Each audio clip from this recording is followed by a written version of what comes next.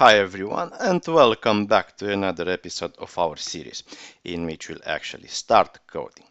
So to be able to start a conversation, we need to activate the above button so we can be redirected to the contacts activity. Now let's create this activity, and you have new Kotlin file and name it contacts activity. Now, let's open our activity main.xml file and let's create a list view.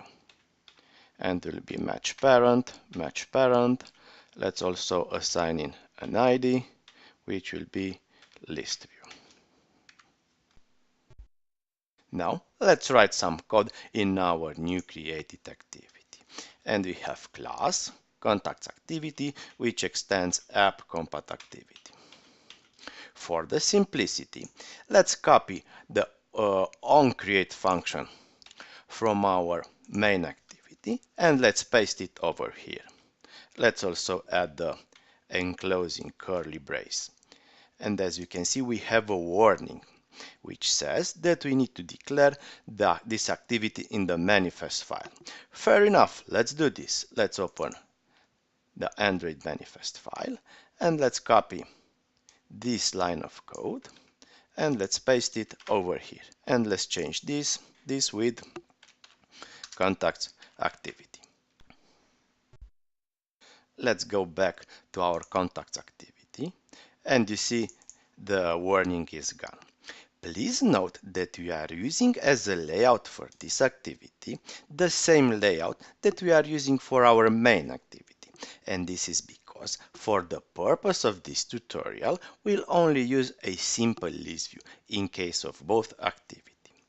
As you see in my emulator, I have already created this button in the menu. Now let's add an action on it by creating an intent. Let's go to the main activity and let's expand on options item selected function. And let's create an intent, which is intent, and we pass this and the contacts activity as the second argument. And now let's simply start activity and pass our intent object. Now let's enable in our contacts activity the home button simply by calling set display home up as enabled on our support action bar object and pass true as an argument. Let's also set the title of this activity to contacts. Again, for the simplicity, let's go back to the main activity and let's copy this entire function and let's paste it over here. Let's import these classes and let's remove this case because it's not needed, and let's change these lines of code with simply finish. This means that every time we click on the home button, we are finishing the current activity and we are getting back to the previous activity, which in this case is the main activity. Now let's write some code to display the contacts of each user. Let's get first our Firebase user object, which is equal to Firebase auth get instance current user. Let's check if this user isn't equal to null, and let's get the UID. Let's call it from UID because this is the UID of the user that sends the message, which is Firebase user simply UID. Let's create now a reference, our root reference, which is equal to Firebase Firestore get instance. Let's create a reference now and let's name it UID ref, which is equal our root ref collections of users, and call document and pass our from UID as an argument. Now let's simply make a get call and you have UID ref get. Now let's add a complete listener and now let's verify if the task is successful. And if it is, we can get the document by calling task.result. Let's create a new if statement to verify if the document exists. And if it exists, we can get the user object. Let's name it also from user, which is document to object of user class. Oh yeah, let's make this import. And now let's create another reference. Let's call it user contacts ref, which is our root ref. Let's call collections of contacts. Let's call document and pass our from UID. And let's call also collections of user contacts. Now let's make another get call to get all the users at this location. So we have user contacts ref get. Let's add again a complete listener, and this time let's use simply T. Let's verify if T is successful, and if it is, let's create three lists. The first one is a list of two usernames, which is an array of strings. The second one is a list of two users, which is an array of user objects this time. And the last one is a list of rooms, which is an array list of strings. Now let's loop to the result that is coming from the task object. And we have 4. Let's have simply d in t result. Let's get the user object and let's name it toUser. And this toUser equals d to object of user class.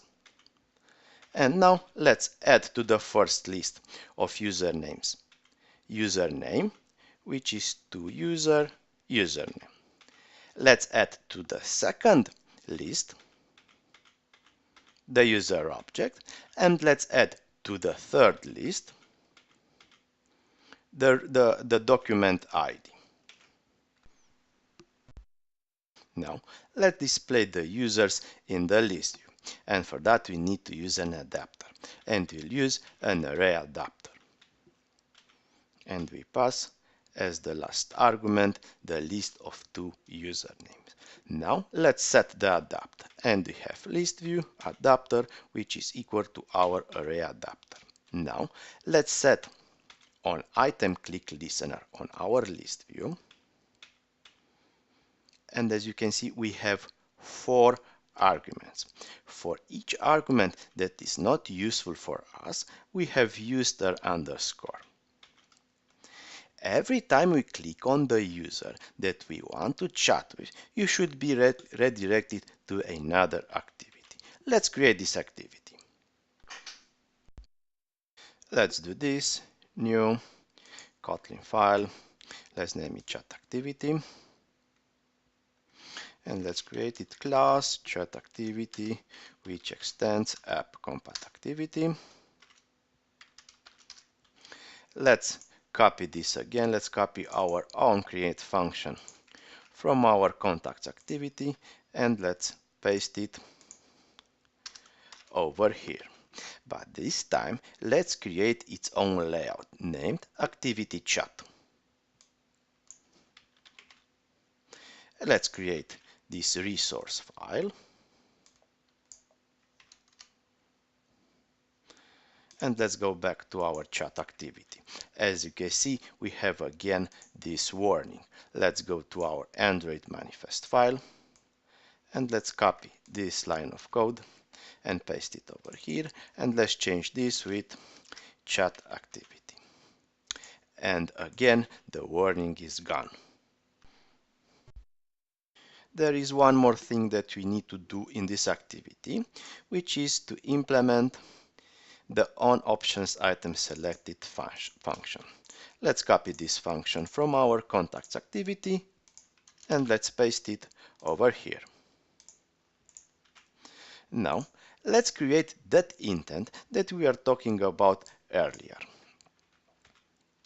So we have intent, which is equal to intent this, and we redirect to the chat activity class. Now let's add some data to the intent. Intent put extra from user, and we pass as the second argument the from user object, which is actually the user that is sending the message. Let's also add to user that is coming from our list to users, is the user that is receiving the message this time.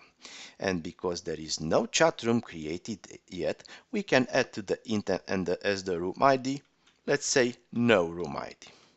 So we put extra room ID, no room ID. And in the end, just start the activity and pass our intent object as an argument. And let's finish this activity. And that's it. Let's test this in our emulator. Guys, if you worry about these lines of code, be patient because I will explain you in an upcoming video what is all about. But before running this application, we need to make a correction. We need to change this to Android Home. And let's copy this and paste it also over here. Let's run this now. I have my emulators running. Open our app on each one of them. As you can see, the main activity is empty from obvious reasons, because you don't have any active chat rooms yet. But let's press our button. And as you can see, we are redirected to the contacts activity where the contacts are successfully displayed. Let's do the same thing on the second emulator. And it works pretty fine. Let's also click on one of the users. Let's choose the first user. And we are now redirected to the chat activity, which is also empty because you don't have any messages yet. If we click back, we are redirected to the main activity. So that's it with this video. In the next part, I will show you how to send messages. So hope you guys enjoy it. Don't forget to subscribe and see you in the next video.